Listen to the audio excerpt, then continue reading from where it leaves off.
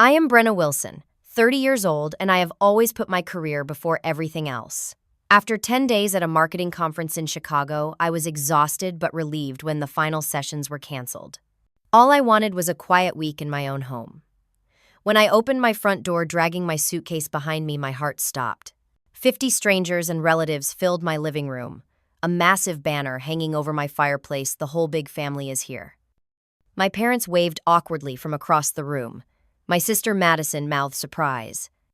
If you have ever felt excluded by your own family, drop a like and subscribe to see how I turned this heartbreaking moment into the wake-up call I desperately needed. Let me know where you are watching from in the comments below, and stay tuned to discover how sometimes being left out can lead to the most important reunion of all. Growing up in Albany, New York, our home was always filled with noise, laughter, and chaos. As the oldest of two daughters, I quickly fell into the role of the responsible one. While Madison got away with spontaneous road trips and dropping college classes on a whim, I was the daughter who maintained a perfect GPA, never missed curfew, and always helped Mom with Thanksgiving dinner. Our parents, Robert and Elaine, were loving but traditional. Dad worked as a high school principal, and Mom ran a successful local bakery. They valued family above all else, hosting Sunday dinners and organizing annual camping trips with our extended relatives.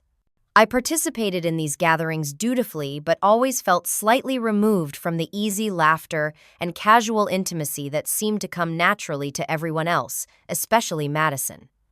"Brenna, honey, why are you cleaning up already? Come join the party," Mom would say when she caught me washing dishes during family gatherings. But someone had to be practical, and that someone was always me.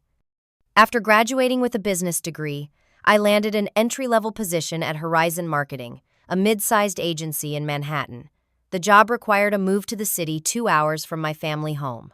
At first, I made the drive back every other weekend, but as I climbed the corporate ladder, those visits became monthly, then quarterly. 5 years flew by in a blur of client pitches, late nights, and promotions. I became the youngest senior account executive in company history at 27, my apartment filled with awards rather than family photos. My calendar became packed with business dinners instead of family gatherings. "Sorry, I cannot make it to the 4th of July barbecue this year," I would text my mother. "Big presentation on Monday." Or, "We'll have to miss Christmas Eve again, flying to Los Angeles for a client emergency." Each time, my family expressed disappointment but understanding. "We know how important your career is," Dad would say. "We are proud of you." But the warmth in his voice diminished with each missed occasion. Madison, meanwhile, settled in a town just 30 minutes from our parents. She became a kindergarten teacher, married her high school sweetheart Brett, and never missed a family event. While I sent expensive gifts to compensate for my absence, she brought homemade casseroles and her infectious laugh. Last Thanksgiving, I made the rare effort to attend dinner at my parents' house. The conversation felt strained, filled with inside jokes I did not understand, and references to events I had missed. When I mentioned a recent promotion, my family nodded politely before quickly returning to discussing my cousin Amber's upcoming wedding. "Are you coming to the wedding?" Brenna Aunt Patricia asked. "It would mean a lot to Amber." "I will try," I replied already, knowing my schedule would not permit it. Madison rolled her eyes slightly. "That means no," she whispered to our cousin, not quite quietly enough.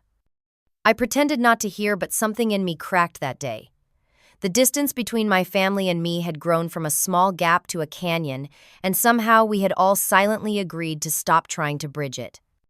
When my boss offered me the chance to attend the 2-week marketing conference in Chicago, I accepted immediately.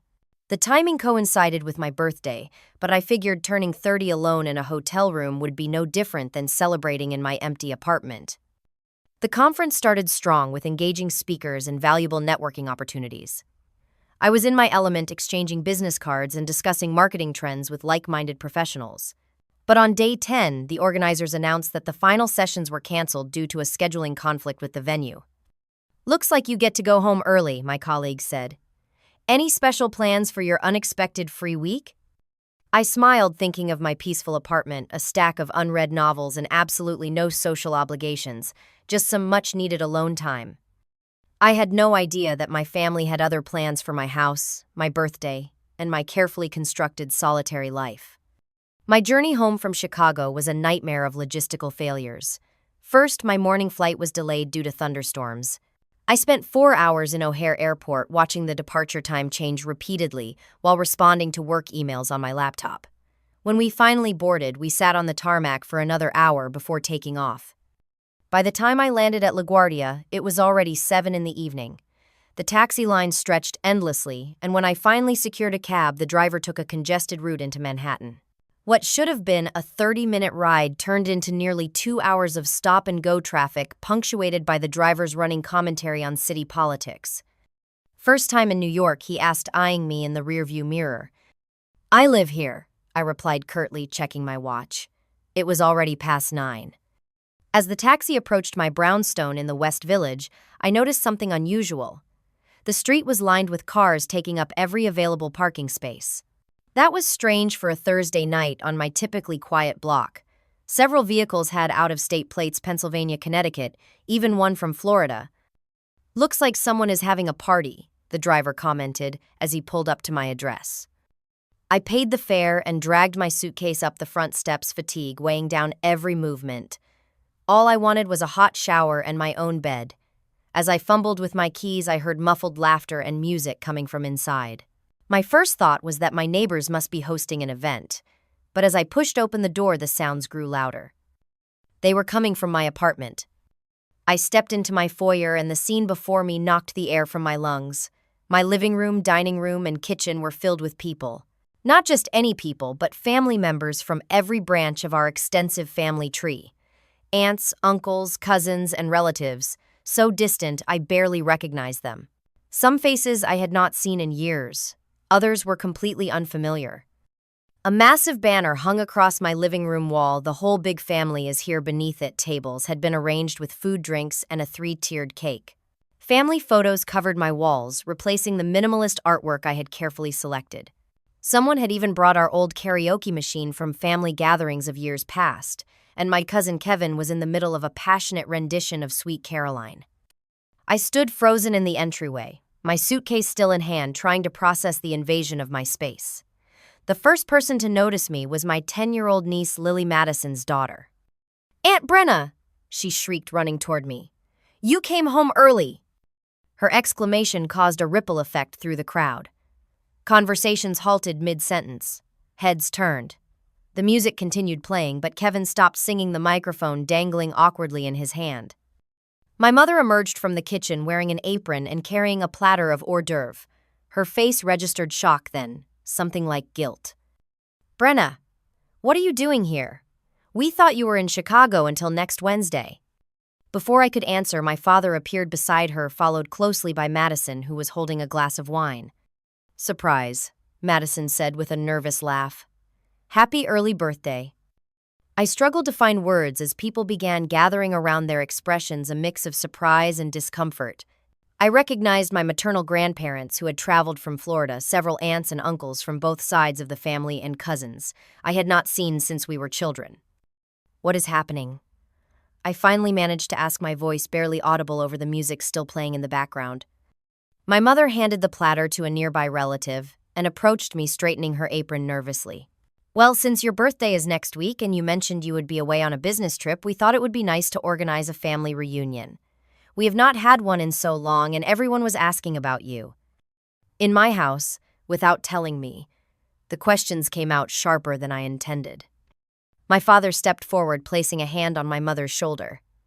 "We knew you were busy with work, honey.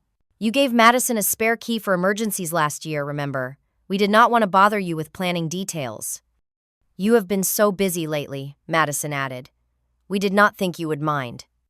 I looked past them to see unfamiliar children running through my kitchen, touching everything with sticky fingers. Someone had moved my furniture to create more space. My carefully organized bookshelves had been rearranged to display family memorabilia. My Aunt Patricia approached, her arms outstretched for a hug. "Brenna, darling, what a wonderful surprise that you could join us after all. We have all missed you so much." As she embraced me, she whispered, "We were beginning to think you had forgotten about us entirely." More relatives gathered around, exclaiming over how long it had been since they had seen me, how successful I looked, how thin, how tired.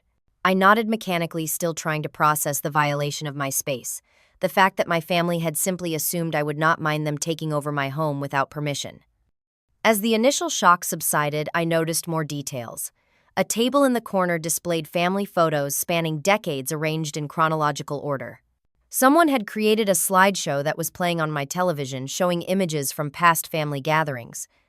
I recognized my 5th birthday party, high school graduation, family camping trips I had forgotten about. What struck me most was how the photos grew more sparse in recent years until I disappeared from them entirely. The most recent images showed family events I had missed due to work commitments: Madison's daughter's baptism, my grandfather's 80th birthday, my cousin Amber's wedding. "When did you all plan this?" I asked, turning to my mother. She exchanged a glance with Madison.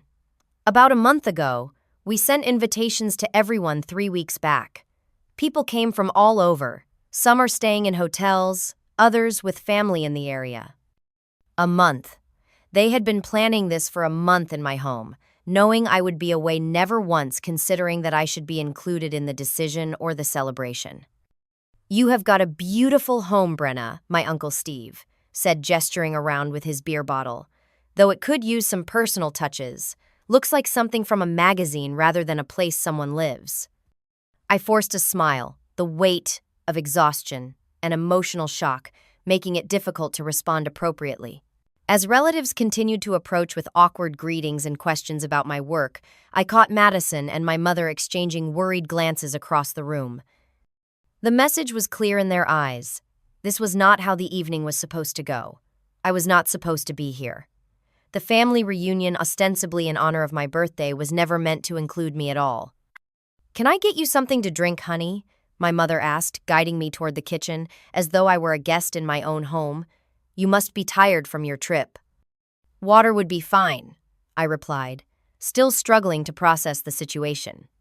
As we entered the kitchen, I found my countertops covered with casserole dishes, dessert platters, and an assortment of liquor bottles. My pristine space had been transformed into a bustling family catering station. "Your kitchen is so well equipped," Aunt Joanne commented, stirring something on my stove, though we had to buy serving platters. "Not much for entertaining, are you?" I accepted a glass of water from my mother and took a long sip, using the moment to compose myself. "I was not expecting to entertain 50 people tonight," I said, attempting to keep my tone light. Mom patted my arm. "Well, you are here now. Come say hello to everyone properly. Some people have traveled very far to be here." I allowed myself to be guided back into the living room where relatives immediately surrounded me. The conversations that followed revealed just how disconnected I had become from my own family. "Brenna, congratulations on the baby news," my father's cousin Laura exclaimed, pulling me into a hug. "Baby news?" I asked, confused. Laura's expression shifted to embarrassment. "Oh," I thought. "Madison mentioned a new addition to the family. I assumed it was you." "That would be Amber," my cousin Jeffrey clarified, joining our conversation. "She is expecting twins in December." "Amber is pregnant with twins?" I asked, genuinely surprised. I had sent a gift for her wedding last year, but had missed the event due to a client emergency. Jeffrey gave me a strange look. "Yeah, she announced it 3 months ago. It was all over the family Facebook group." I had no idea there was a family Facebook group. As I moved through the crowd, similar exchanges occurred repeatedly. My Uncle David had successfully completed cancer treatment 6 months ago, something everyone else seemed to know about. My cousin Ryan had moved to Seattle for a new job. Grandma Eleanor had sold her house in Florida and moved in with my Aunt Patricia in Connecticut. Each revelation was a small cut, a reminder of how far I had drifted from the family circle. While I had been building my career, life had continued for everyone else, milestones happening without my knowledge or participation. In the dining room, I found Madison holding court, surrounded by relatives hanging on her every word. She was telling a story about our father's disastrous attempt to fix the roof last summer, her animated gestures and perfect comedic timing drawing laughs from everyone. "And then Dad slid down, grabbing the gutter on his way, which of course came down with him," she said, laughing. "Mom was screaming, I was running with towels, and poor Dad was just lying there in the flower bed covered in mud." "Was he hurt?" I asked, joining the circle. The laughter dimmed as everyone noticed me. Madison recovered quickly. "Just his pride. You would know if you had answered my calls that weekend. I tried to reach you 3 times." I vaguely remembered missed calls from Madison months ago, but I had been in the middle of a major campaign launch. I had meant to call back but never found the time. I was working. I said, the excuse sounding hollow even to my own ears. An awkward silence followed, broken by my cousin Tyler asking Madison about her daughter's dance recital. Just like that, I was outside the circle again, the conversation flowing around me like water around a stone. As I retreated to refill my water glass, I overheard two of my aunts talking in a corner, unaware of my presence. "It is a shame Brenna could not bother to make time for her own birthday celebration," Aunt Helen said. "Madison went to so much trouble to organize everything." "That girl has always been married to her work," Aunt Patricia replied. "Robert and Elaine tried their best, but I have never seen someone so determined to distance themselves from family. At least they have Madison. That girl understands what matters in life." I slipped away before they could notice me, their words burning in my chest. Was that how everyone saw me? As the cold, career-obsessed daughter who did not care about family? In the hallway, I found a display of old family albums that someone had brought. One was open to photos from my childhood. There, I was gap-toothed and smiling, building sandcastles with Madison at the beach. Another showed Christmas morning when I was 10, the two of us in matching pajamas. When had things changed? When had I started seeing family obligations as burdens rather than joys? A commotion in the living room drew my attention. Someone had connected a laptop to my television and was playing old family videos. The current clip showed a teenage Madison and me performing a choreographed dance routine at a family talent show. Everyone was laughing and pointing, calling out memories of that summer. I watched my younger self carefree and connected and felt a profound sense of loss. That girl had disappeared somewhere along the way to becoming the woman I was now. Needing a moment alone, I headed toward my bedroom only to find the door open and the space occupied. Two of my young cousins were jumping on my bed while their mother, my cousin Rachel, rummaged through my closet. "Oh, Brenna," Rachel exclaimed, startled. "Sorry, we put the kids' coats in here earlier. Boys, stop jumping on Aunt Brenna's bed right now." The children ignored her, continuing to bounce while giggling hysterically. "It is fine," I said automatically, though. It was anything but fine. My bedroom, my last hope for a private retreat, had been claimed like everything else. "Loving these shoes," Rachel commented, gesturing to my collection of designer heels. "Must be nice to spend all that money on yourself instead of kids, right?" She laughed as though she had made a joke. I smiled tightly and backed out of the room, closing the door behind me. There was nowhere in my own home where I could escape and process what was happening. Every space had been invaded, every personal boundary crossed. In the hallway bathroom, I splashed cold water on my face and stared at my reflection. The woman looking back at me appeared exhausted and lost. Was this what success looked like? A beautiful apartment filled with strangers who happened to share my blood, discussing events in a life that had continued without me. The worst part was not that they had planned this reunion without telling me. It was that they had been right to assume I would not have come anyway. Work would have taken priority as it always did. The truth stared back at me from the mirror I had chosen, this isolation, one missed family event at a time. I returned to the party with a plastered smile, determined to make the best of the situation. If my family wanted to celebrate without me, I would show them I could still be part of things when present. I headed to the kitchen and began helping with food preparation, falling into the familiar role of the responsible daughter. "Oh, you do not need to help, Brenna," my mother said, sounding surprised as I began arranging appetizers on a tray. "It is my house," I replied, keeping my tone light. "Seems only right that I play hostess." Mom hesitated, then handed me a serving platter. "Well, in that case, these stuffed mushrooms need to go out. Your Aunt Patricia made them. They are always a hit." As I worked alongside my mother and aunts, the conversation flowed around me, full of references to shared experiences I knew nothing about. They discussed the family recipes being prepared, modifications made over the years, the disasters and triumphs of past family gatherings. "Remember when the turkey caught fire at Easter 2 years ago?" Aunt Joanne asked, laughing. "And Madison saved the day with those honey-glazed hams she ran out to buy," my mother added. "That girl is always prepared for emergencies." I carried the mushrooms out to the living room where Madison was now organizing some kind of family trivia game. She looked up as I approached, her expression shifting from animation to something more guarded. Well, look who decided to join the party, she said, her voice carrying across the room. The prodigal sister returns from the corporate wilderness. A few relatives laughed uncomfortably. I set down the platter and forced a smile. Happy to help. It is quite a gathering you have organized in my home. Madison's eyes narrowed slightly. We wanted a space where everyone would feel welcome. Your place has the square footage, even if it lacks the warmth. Madison Mom warned, appearing beside me. What, I am just saying what everyone thinks, Madison replied, taking a sip of her wine. Brenna's career comes first. Family is somewhere around priority 50 between getting her nails done and checking her investment portfolio. The room grew uncomfortably quiet. I felt dozens of eyes on me waiting for my response.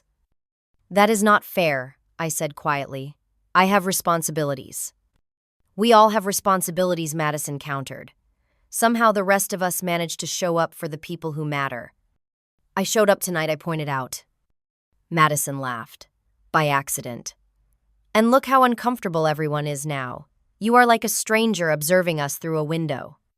Enough, Dad interrupted, stepping between us. This is supposed to be a celebration. Madison, help your grandmother with the seating for dinner.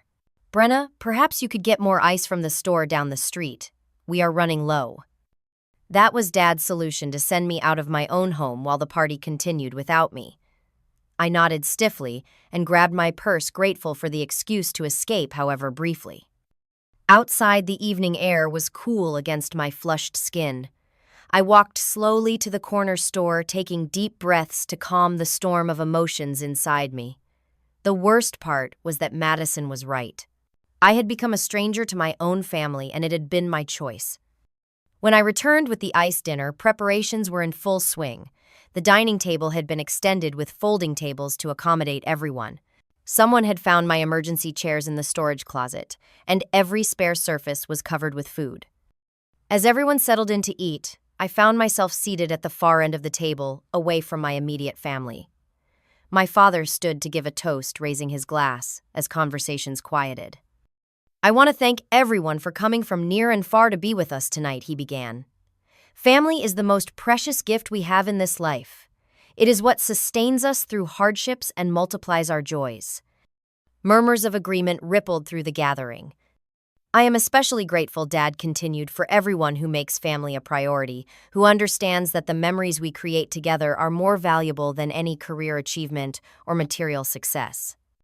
His eyes briefly met mine before moving on, but the message was clear. The toast was not just a celebration of family, it was an indictment of my choices. As dinner progressed, I picked at my food, the conversations washing over me like white noise. Everyone had stories to share, connections I was not part of. The distance between us was not just physical, it was emotional, a canyon too wide to bridge in a single evening. When Madison stood to propose a toast to our parents for always being there no matter what, the implication hung in the air, unlike me, who was never there when needed. After dinner, as dessert was being served, I excused myself to use the bathroom. Once inside, I locked the door and leaned against the sink, finally allowing the tears to come. They spilled hot and fast down my cheeks, years of disconnection, crystallizing into a single painful realization: I had lost my place in this family. My phone buzzed with a work email. Automatically, I reached to check it, then stopped myself. This was the problem, wasn't it? Always putting work first, using it as a shield against the messier, more demanding aspects of family relationships. Looking at my reflection in the mirror, I made a decision. I would not create a scene or confront my family tonight. That would only reinforce their image of me as the difficult, work-obsessed daughter who could not even enjoy a family gathering. Instead, I would leave quietly and take time to think about what I really wanted. If my family could plan a reunion in my home without me, I could certainly plan something of my own. I splashed water on my face, reapplied my makeup, and returned to the party with a plan forming in my mind. I would stay another hour, then make an excuse about jet lag and the need to catch up on work. No one would question that explanation. It fit perfectly with their perception of me. As I rejoined the gathering, I overheard my mother talking to Aunt Patricia. It is probably for the best that Brenna came home early. Maybe this will help her remember what she has been missing. What they did not understand was that I was about to show them exactly what I was capable of when I put my mind to something besides work. By 11 o'clock, most of the older relatives had departed, leaving the core family members and a few cousins continuing the celebration. I approached my parents, who were chatting with my mother's sister and her husband. "I hate to be a party pooper," I said, feigning a yawn, "but the jet lag is hitting me hard. I think I need to call it a night." "Of course, honey," Mom replied, looking relieved that I was taking the development so well. "We can clear out if you need your space." "No, please continue enjoying yourselves," I insisted. "I am going to check into a hotel nearby. I have some work to catch up on anyway, and you all should keep celebrating." A hotel dad frowned.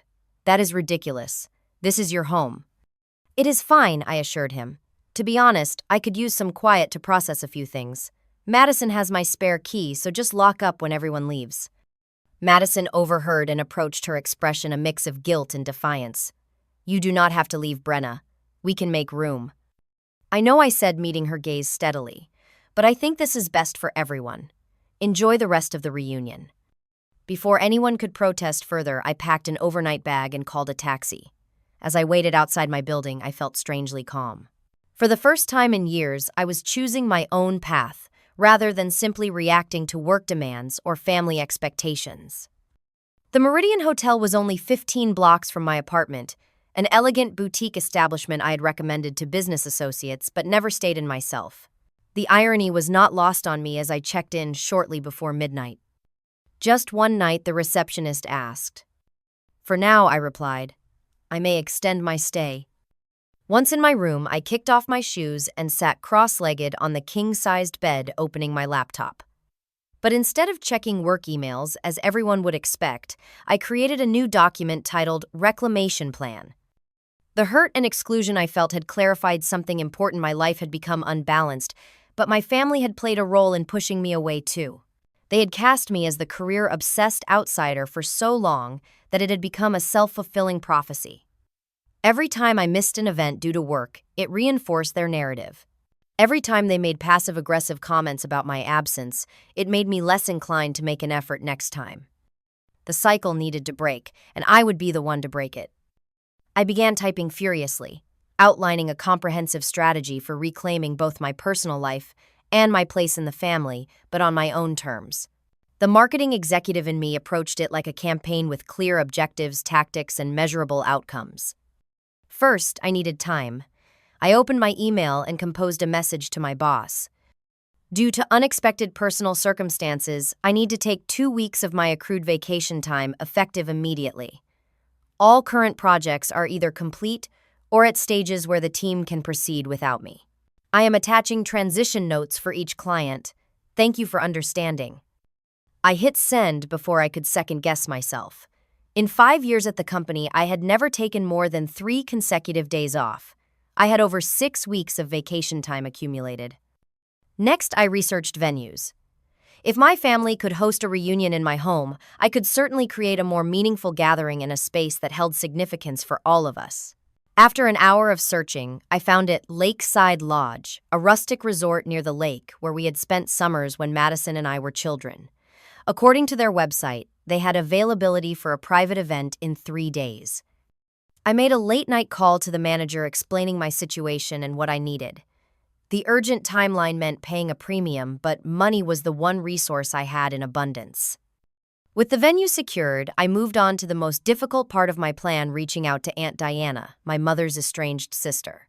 The family rift had occurred when I was in college, something about an inheritance dispute that had never been fully explained to me. Diana had not been invited to the current reunion, of course. Finding her current contact information took some detective work, but by 2 a.m, I had located her in a small town in Vermont. I drafted an email explaining who I was and requesting a phone conversation the next day. As the night deepened, my plan took shape. This would not be just any family gathering, but a true reconciliation. I would need to speak with each key family member individually, beginning the healing process before bringing everyone together again. I finally fell asleep as dawn broke, my laptop still open beside me, the outlines of my strategy clear. My family thought they knew Brenna Wilson, the work-obsessed daughter who never had time for them. They were about to meet a different version of me, one who approached personal relationships with the same determination and strategic thinking that had made me successful in business. The next morning, I awoke to the sound of my phone buzzing repeatedly. 6 missed calls from my mother, 4 from my father, and 10 from Madison. Numerous text messages expressed concern about my whereabouts and well-being. I silenced the phone without responding and ordered room service breakfast. While eating, I made calls to event planners, caterers, and a florist. By noon, I had a team assembled to create the gathering I envisioned. The theme would be remembering and renewing, with displays highlighting family memories alongside opportunities to create new ones. My phone continued to buzz throughout the day. I ignored it, focusing instead on executing my plan. This was not about punishing my family, but about taking control of the narrative. For too long, I had allowed myself to be cast as the villain in our family story. Now I would write a new chapter. In the afternoon, I received a response from Aunt Diana agreeing to speak with me. Our conversation was initially awkward, but as I explained my situation and my desire to heal old wounds, she warmed to the idea. "Your mother and I have not spoken in 8 years," she said, her voice tinged with old pain. "Are you sure she would want me there?" "This is about what we all need, not just what we want," I replied. "Family rifts hurt everyone, even those who pretend they are fine. I have learned that the hard way." By the end of our hour-long call, Diana had agreed to attend my gathering. She even offered to bring old family photos and letters that no one else had, documenting a history that preceded the estrangement. Throughout the day, I made similar calls to key family members, not revealing my full plan but having genuine conversations about our relationships. With my grandfather, I discussed his health struggles and apologized for missing his birthday celebration. With my cousin Amber, I expressed excitement about her pregnancy and asked questions about her plans for the twins. Each conversation was a small bridge being rebuilt connection by connection. The personal attention that I had been too busy to give for years was now my highest priority. By evening, my parents' calls had become frantic. I received a text from Madison that simply read, "This is childish even for you. Mom is worried sick." I responded with a brief message, "I am safe and well. Taking some time to think. We'll be in touch soon." The next day, I continued my preparations while ignoring the barrage of messages from my family. I selected photos for displays, wrote personal notes to each family member, and finalized arrangements with the venue. In the afternoon, I sent formal invitations via email and express mail to everyone who had attended the reunion at my house, plus Aunt Diana and a few other relatives who had been excluded from the original gathering. The invitation was simple but intriguing. "You are invited to a true family reunion, 3 days from now. Lakeside Lodge. No gifts, just your presence. Transportation provided if needed. RSVP essential." I included a photo of the lake from our childhood summers, a place that held happy memories for everyone in the family. The responses began coming in immediately, confusion mingled with curiosity. My phone exploded with calls which I continued to ignore. Let them wonder. Let them worry. For once, I was not the one being left out. By the evening before my planned event, I had confirmation from nearly everyone, including Aunt Diana. My parents and Madison had called countless times, leaving increasingly concerned voicemails. Madison's latest message was telling 70 missed calls, Brenna. 70. "Whatever point you are trying to make, you have made it. Just let us know you are okay."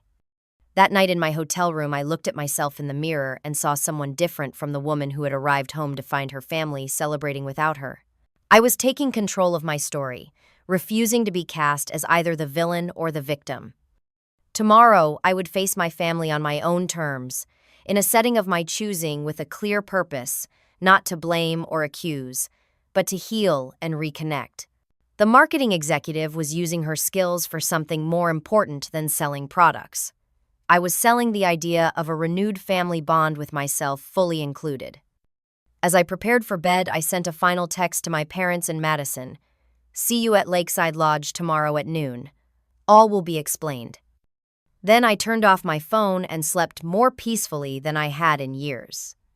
The morning of the gathering dawned clear and bright, a perfect late spring day. I arrived at Lakeside Lodge 3 hours early to oversee the final preparations. The event planning team had transformed the main hall into a space that was both elegant and deeply personal. Around the perimeter of the room, I had created memory stations for different branches of the family and different eras. Photos, letters, and mementos told the story of our shared history, including the difficult parts. One section was dedicated to lost family members, another to achievements both professional and personal. I had been careful to include everyone, highlighting connections rather than divisions. In the center of the room stood a large bare tree constructed of driftwood and wire. Beside it sat a basket of paper leaves in various colors, with instructions for guests to write new memories or hopes for the future and attach them to the branches. The family tree would fill with life throughout the day. Outside on the lakefront, tables had been arranged for the afternoon meal, each setting personalized with photos and handwritten notes. A professional photographer was ready to capture candid moments throughout the event. At 11:30, the first guests began to arrive. My Aunt Patricia and Uncle Steve appeared visibly confused as a staff member guided them to the hall. "Brenna, what is all this?" Aunt Patricia asked, looking around in bewilderment. "A true family reunion," I replied, hugging her warmly. "One where everyone is included and valued. Please explore the memories we have shared and add to our family tree." As more relatives arrived, their reactions ranged from confusion to delight. Many were drawn immediately to the photo displays, exclaiming over forgotten moments captured in time. My cousin Amber, visibly pregnant with twins, approached me with a mix of concern and curiosity. "Your parents are beside themselves, you know. We have all been worried." "I know," I acknowledged, "and I am sorry for causing concern. But I needed time to think and plan this properly." "Plan what exactly?" she asked, gesturing around. "A new beginning," I replied simply. At 5 minutes to noon, a murmur ran through the gathering. My parents and Madison had arrived, their faces tight with worry and frustration. Dad looked like he had barely slept, and Mom's hair was uncharacteristically disheveled. When they spotted me across the room, Mom rushed forward.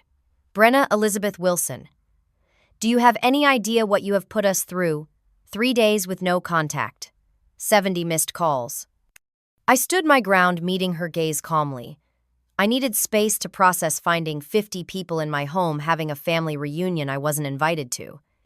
"That is not fair," Madison interjected, joining us. "You were supposed to be in Chicago, and you are never available for family events anyway." "You are right," I conceded, surprising them.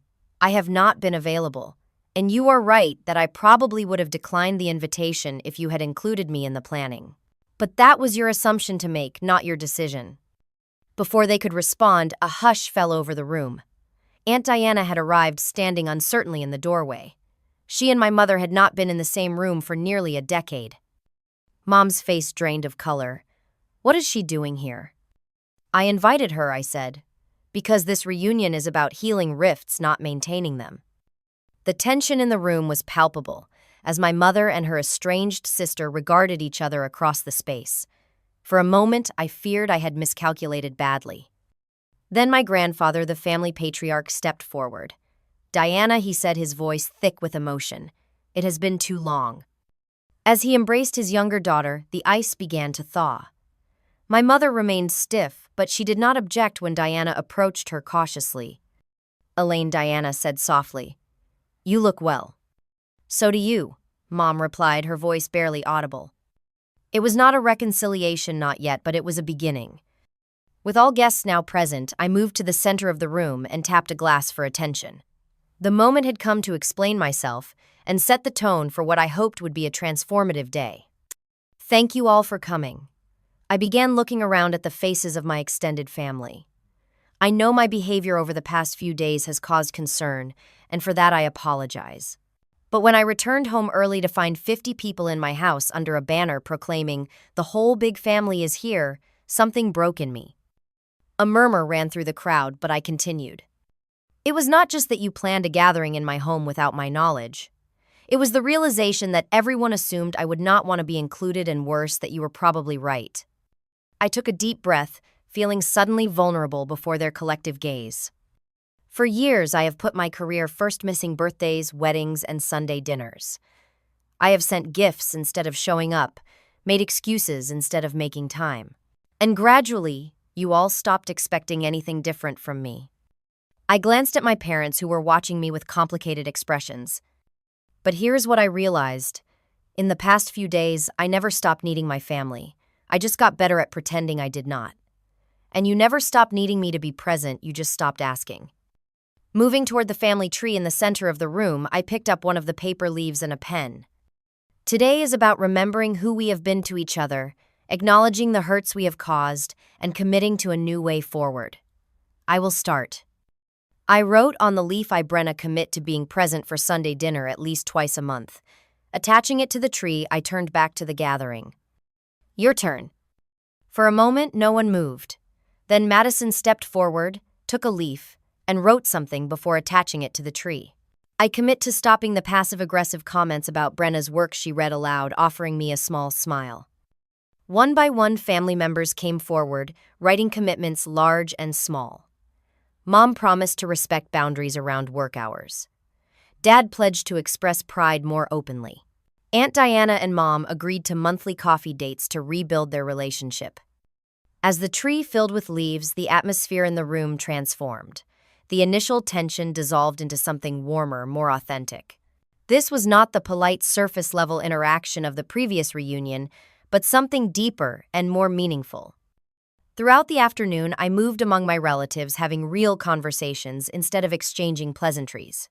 I listened to my grandfather's stories about his childhood, learned about my cousin Ryan's new job in Seattle, and felt the fluttering kicks of Amber's twins. The professional photographer captured it all. Tears being shed at the memory wall, laughter at the lakeside tables, my mother and Diana sitting side by side after decades of estrangement. As evening approached, I found myself standing on the dock with Madison, watching the sunset paint the lake gold. This is quite a production you pulled off, she said, nudging my shoulder with hers. The marketing executive strikes again. Is that a compliment or a criticism, I asked. She considered for a moment. Both, maybe. You disappeared for 3 days, terrified everyone, then orchestrated this whole emotional experience. It is manipulative and impressive at the same time. I prefer to think of it as strategic, I replied. You all had your reunion in my house. I created mine in a place that matters to all of us. Madison was quiet for a long moment. I am sorry we excluded you, she finally said. It started as a practical decision because you were supposed to be away. But if I am being honest, it became something else. A way to prove we could have a perfectly good time without you, since you never seemed to need us. But I do need you, I said, surprised by the emotion in my voice. I have just been terrible at showing it. She turned to face me. And we need you, the real you, not just the successful sister who sends expensive gifts and makes brief appearances. We need your perspective, your organization skills, your ridiculous attention to detail. She gestured around at the perfectly executed event. Case in point. I laughed, feeling a knot in my chest begin to loosen. Does this mean you will stop introducing me as my sister the workaholic at family events? Only if you actually show up to enough family events that the description becomes inaccurate, she countered with a grin. As the sun slipped below the horizon, we returned to the main hall where dinner was being served. The seating arrangement I had created placed me between my parents, with Madison and her family across from us. Aunt Diana sat at the far end of the table with my grandparents, a visual representation of a family being gradually reunited. The conversations flowed more easily, now memories being shared alongside plans for the future. For the first time in years, I felt fully present, not checking my phone or thinking about work projects due the next day. As dessert was served, my father stood to give a toast, his eyes suspiciously bright. To my daughter Brenna, he said, raising his glass, who reminded us all today what family truly means, not just being related by blood, but making the choice to be present for one another even when it is difficult, especially when it is difficult.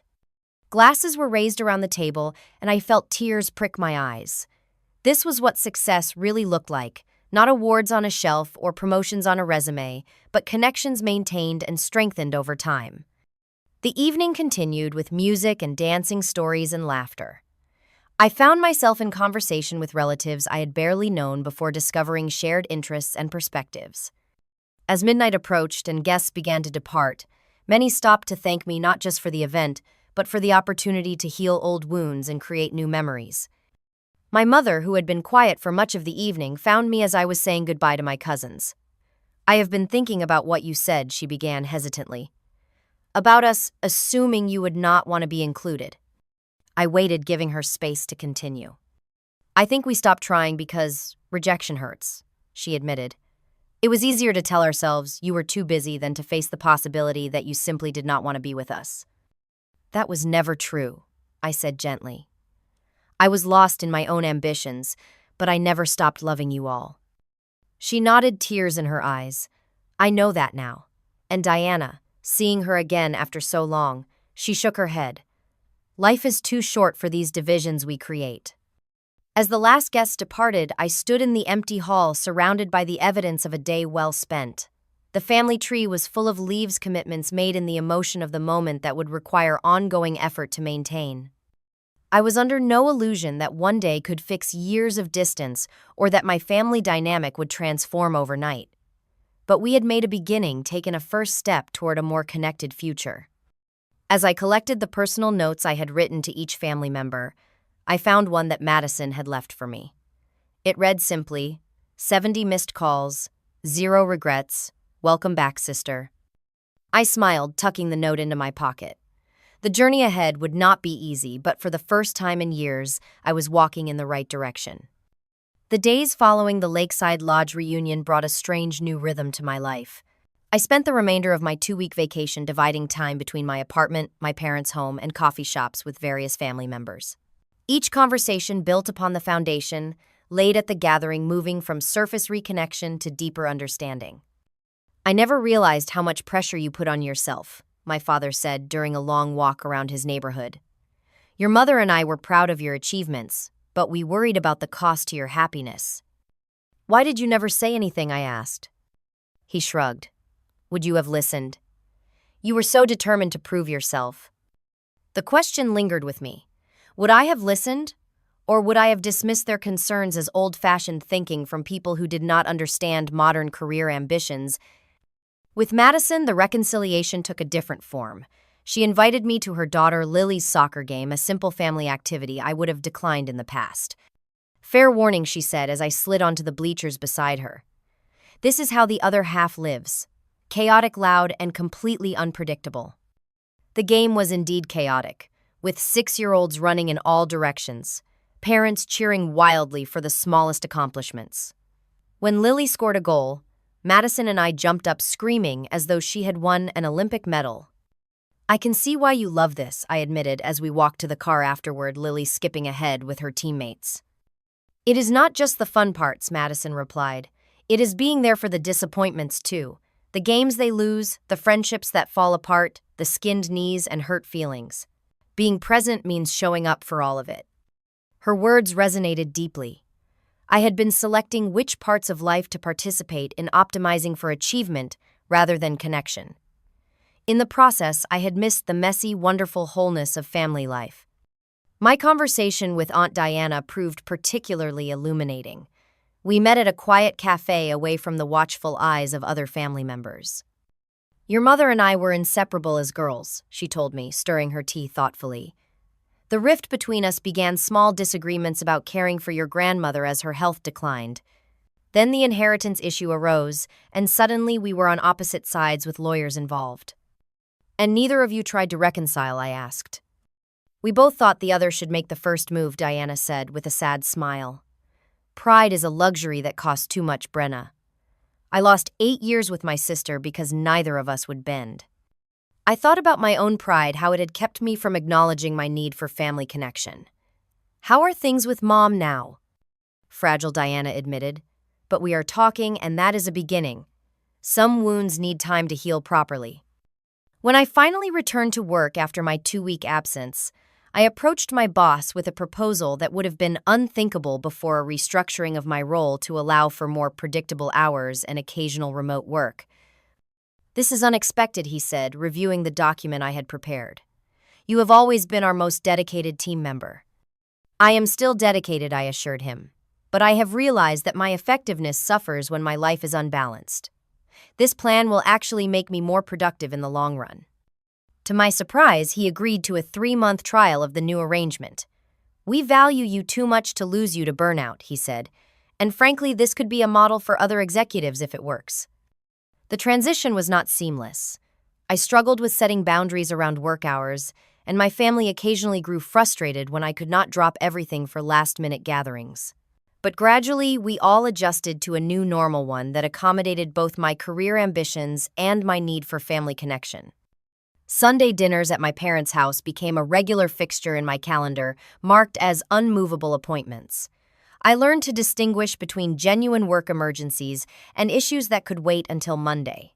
My apartment slowly transformed too, family photos appearing alongside my modern art comfortable seating added for visitors. 6 months after the surprise reunion that had triggered my awakening, I hosted a small gathering in my home, a dinner party for my immediate family and a few close relatives.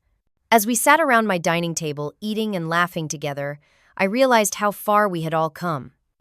"A toast," I said, raising my glass, "to family in all its complicated, messy, wonderful glory, and to second chances." Madison caught my eye across the table, her expression warm. "And to 70 missed calls that finally got answered," she added with a wink. Later that evening, as I was cleaning up after everyone had left, my mother lingered behind to help. "I have been thinking about what happened 6 months ago," she said, drying a wine glass carefully. "Finding us all in your home must have been quite a shock." "It was," I acknowledged, "but maybe a necessary one." She nodded thoughtfully. "Sometimes we need to see ourselves through others' eyes to understand the impact of our choices. Your father and I thought we were respecting your career focus by not pressuring you to attend family events, but in the process we made it too easy for you to drift away. And I used work as an excuse to avoid the vulnerability that comes with close relationships," I added. "We all played a part in the distance that grew between us." Mom placed the glass in the cabinet and turned to face me. "The important thing is that we found our way back to each other. Some families never get that chance." As she hugged me goodbye, I felt a deep sense of gratitude for the painful awakening that had led to this healing. The surprise reunion had been a gift in disguise, forcing me to confront the consequences of my choices and take active steps to change course. In the year that followed, my definition of success expanded beyond professional achievements to include the quality of my relationships and my ability to be present for the people I loved. I still worked hard and cared about my career, but it no longer consumed me to the exclusion of everything else. The family tree we had created at Lakeside Lodge now stood in my parents' living room, its paper leaves replaced with more permanent ones, recording commitments kept, and new memories made. It served as a tangible reminder of our collective journey toward reconnection. Perhaps the most profound change was in my understanding of belonging. I had always seen myself as separate, the responsible one who had to prove her worth through achievement. Now I recognized that true belonging came not from perfection but from authenticity, from showing up as my full self and allowing others to do the same. The pain of exclusion had taught me the value of inclusion not just for others but for myself. By choosing to participate fully in family life with all its messiness and unpredictability, I had found a richness that no career success could provide. The journey was ongoing, a daily recommitment to balance and presence. There were still missed events and occasional tension moments when old patterns threatened to reassert themselves. But now we face these challenges together with honest communication and a shared commitment to maintaining connection. In the end, the surprise reunion that had felt like such a betrayal became the catalyst for the most important growth of my adult life. Sometimes being left out is the wake-up call we need to recognize what truly matters and to take ownership of our place in the circle of belonging. Have you ever experienced a painful moment that ultimately led to positive change in your life? I would love to hear your stories in the comments below. And if this journey of reconnection resonated with you, please like, subscribe, and share with someone who might need this message today. Remember, it is never too late to rebuild bridges, heal old wounds, and create a more connected life. Thank you for being part of this journey with me, and I wish you deep, meaningful connections with the people who matter most in your life.